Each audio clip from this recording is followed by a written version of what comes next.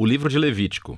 É o terceiro livro da Bíblia e a sua história acontece logo após a saída dos israelitas da escravidão, quando Deus trouxe o povo ao pé do Monte Sinai e convidou Israel a entrar em um relacionamento de aliança.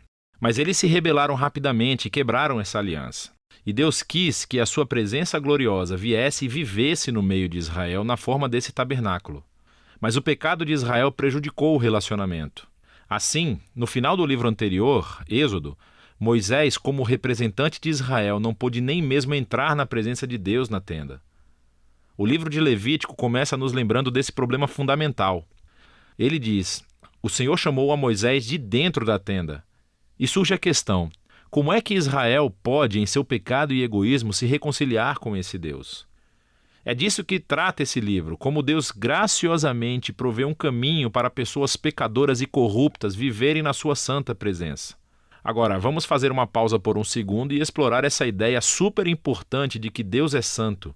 É fundamental para entender esse livro. A palavra santo significa simplesmente ser separado ou único. E na Bíblia, Deus é separado de todas as outras coisas por causa do seu papel único, como o Criador de todos, como o autor da própria vida. E assim, se Deus é santo, então o espaço ao redor de Deus também é sagrado. Está cheio da sua bondade e sua vida e pureza e justiça. Então, se Israel, que é injusto e pecador, quer viver na santa presença de Deus, eles também precisam se tornar santos. Seu pecado tem que ser resolvido. Daí o livro de Levítico. O livro tem um conceito simétrico realmente incrível. Ele explora as 3 maneiras principais em que Deus ajuda Israel a viver em sua presença. As seções externas são descrições dos rituais que Israel deveria praticar na presença santa de Deus. As próximas seções internas enfocam o papel dos sacerdotes de Israel como mediadores entre Deus e Israel. E dentro disso estão 2 seções correspondentes que enfocam a pureza de Israel. E então, bem aqui no centro do livro, há um ritual fundamental, o dia da expiação, que une o livro inteiro. O livro conclui com uma pequena seção em que Moisés convida Israel a ser fiel a essa aliança. Vamos explorar melhor o livro. A primeira seção explora os 5 tipos principais de sacrifícios rituais que Israel deveria realizar. 2 delas eram maneiras pelas quais um israelita podia agradecer a Deus oferecendo a ele esses símbolos do que Deus lhes deu primeiro. Em 3 outros sacrifícios eram maneiras diferentes de pedir desculpas a Deus. Então, aqui um israelita oferecia o sangue de um animal enquanto confessava que o seu pecado criou mais mal e morte no mundo bom de Deus.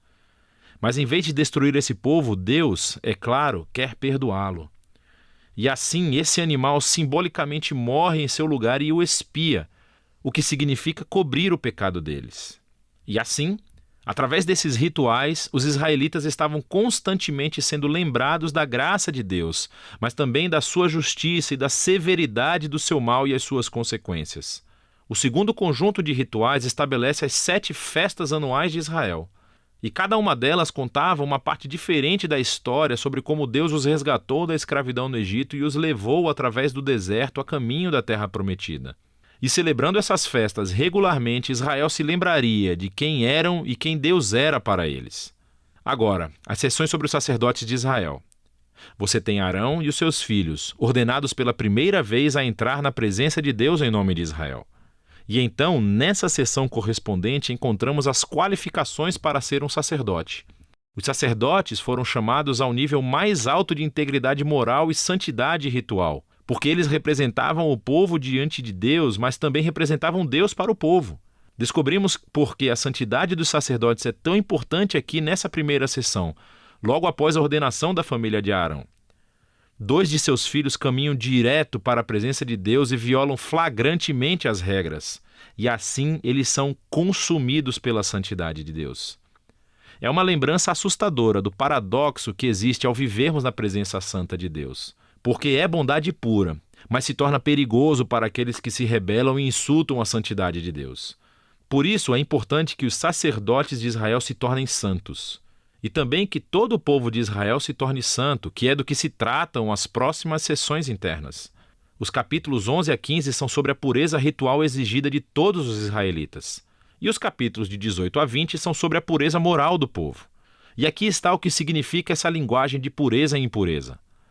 Como Deus é santo, os israelitas precisam estar em um estado de santidade quando entrarem na sua presença. Isso era chamado de estar limpo ou puro. A presença de Deus estava fora dos limites para qualquer um que não estivesse em um estado sagrado, e isso foi chamado de imundo ou impuro. Um israelita poderia se tornar impuro de poucas maneiras, entrando em contato com fluidos corporais reprodutivos, caso tivesse uma doença de pele, se tocasse em mofo ou fungo, ou se tocasse num corpo morto. Agora, para os israelitas, todos esses exemplos estavam associados à mortalidade, como a perda da vida, o que nos leva ao símbolo central de todas essas ideias. Você se torna impuro quando se contamina ao tocar a morte, por assim dizer. E a morte é o oposto da santidade de Deus, porque a essência de Deus é a vida. Isso é realmente fundamental. Ser impuro não era simplesmente pecaminoso ou errado. Tocar esses tipos de coisas fazia parte normal da vida cotidiana, e a impureza era um estado temporário. Durava apenas uma semana ou duas e depois acabava. O que estava errado ou era pecaminoso era entrar na presença de Deus carregando esses símbolos de morte e impureza no meu corpo. Não faça isso. Agora, o último modo de se tornar impuro era comendo certos animais. E as leis alimentares kosher são encontradas aqui nessa seção. Agora, tem havido muitas teorias sobre por que certos animais eram considerados impuros e fora dos limites, seja para promover a higiene ou para evitar tabus culturais. O texto não é explícito, mas o ponto básico de todos esses capítulos é muito claro. Ao todo, eles funcionam como um conjunto elaborado de símbolos culturais que lembram a Israel que a santidade de Deus deveria afetar todas as áreas de suas vidas. A seção correspondente aqui é sobre a pureza moral de Israel. Os israelitas foram chamados a viver de maneira diferente dos cananeus. Eles deveriam cuidar dos pobres em vez de ignorá-los. Eles deveriam ter um alto nível de integridade sexual. Eles deveriam promover a justiça em toda a terra. Aqui no meio do livro encontramos uma longa descrição de uma das festas anuais de Israel, o Dia da Expiação.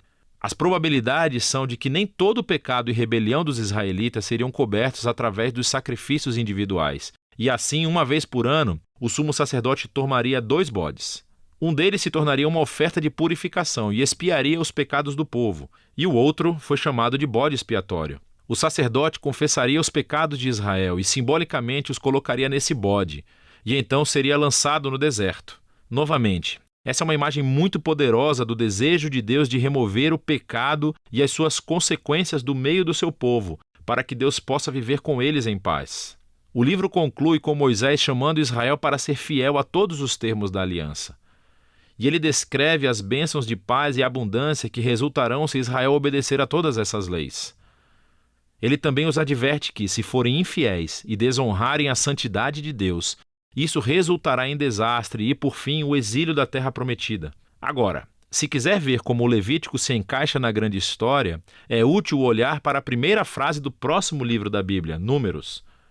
Começa com: "O Senhor falou a Moisés na tenda". Assim, podemos ver que Moisés agora é capaz de entrar na presença de Deus em nome de Israel. O livro de Levítico funcionou. Assim, apesar do fracasso de Israel, Deus providenciou um caminho para que o seu pecado fosse coberto, para que Deus pudesse viver em paz com as pessoas pecadoras. E é disso que o livro de Levítico se trata.